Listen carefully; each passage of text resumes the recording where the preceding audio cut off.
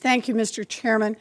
Dr. Esper, I appreciate the chance we had to meet in my office. And like Chairman McCain, I'm concerned about the number of defense appointees coming from the Big Five defense contractors. And as you know from our meeting, avoiding conflicts of interest is very important to me. So first, I just want to clear something up. Your letter to the DoD General Counsel Ethics Office states that you will not participate in particular matters involving your former employer, Raytheon, for a period of 1 year.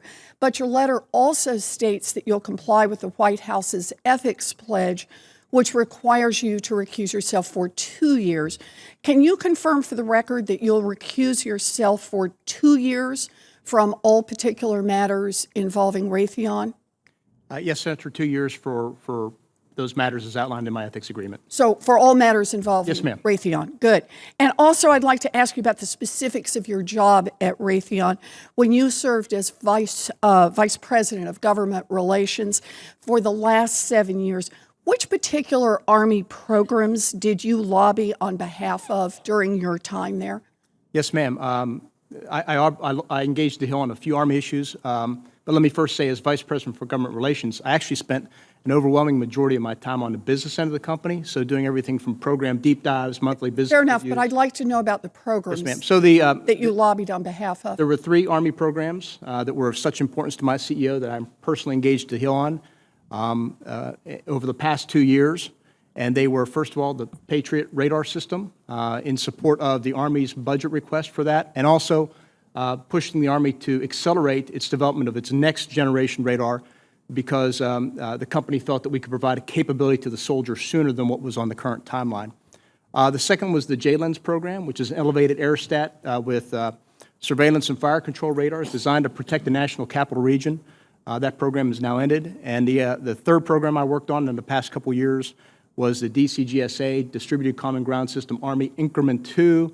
The Congress was pushing for a commercial-only solution, and Raytheon had asked that we open up that aperture so that the competition be open not just to commercial, but to traditional defense industry and others as well, as a way to drive competition, to drive down price and quality. So those were the 3 programs. So those were the 3, and you used the word personally, so those are the 3 you personally lobbied on. Did you oversee lobbying in other areas? Ma'am, the lobbyists that reported, the team that reported to me, I oversaw all their activities across all services, MDA, non-defense activities. So everything that Raytheon lobbied on, basically? Yes, ma'am. That was one of my responsibilities out of several. So, thank you. The ethics law that you cited in your letter allows you to seek a waiver or a regulatory exemption from your recusal for matters involving your former employer. I know you've had some conversations about this with the chairman, and you've pledged not to seek a waiver, and I appreciate that. But I hope that you might go further than the 2-year recusal requirement.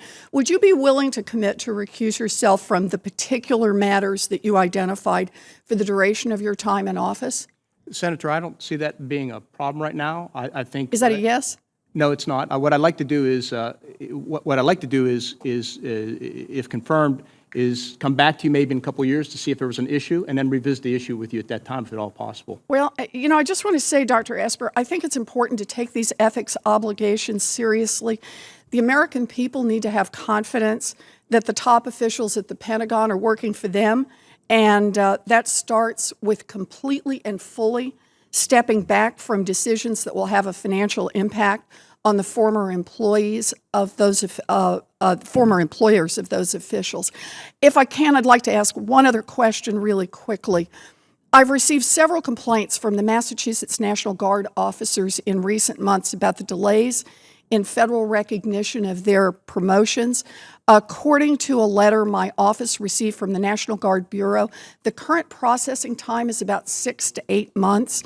This is becoming a morale issue for the Massachusetts Guard, and I imagine it's a problem in other state Guard units as well. If confirmed, will you commit to looking into this issue promptly and then getting back and briefing me and my staff on why these delays are occurring? Yes, ma'am. If confirmed, I will. All right. We've got to find a way to speed this up before this morale problem spreads. Thank you, Mr. Chairman.